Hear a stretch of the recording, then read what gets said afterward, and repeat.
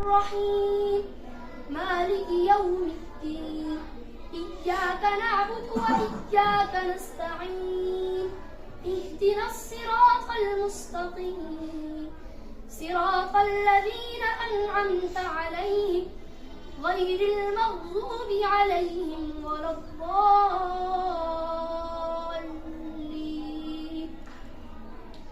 بسم الله الرحمن الرحيم ألف لام ميم ذلك الكتاب لا ريب فيه هدى للمتقين الذين يؤمنون بالغيب ويقيمون الصلاة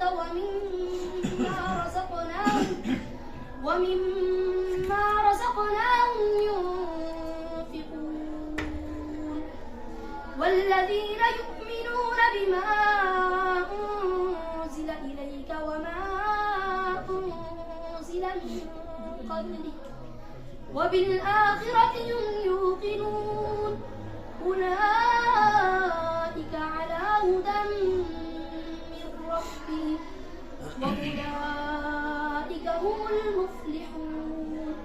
صدق الله العظيم. دعاء ختم القرآن. اللهم آنس وحشتي في قبري اللهم ارحمني بالقرآن العظيم واجعله لي إماما ونورا وهدى ورحمة. اللهم ذكرني منه ما نسيت وعلمني منه ما جهلت وارزقني تلاوته آناء الليل وآناء النهار واجعله لي حجة يا رب العالمين. ما شاء الله.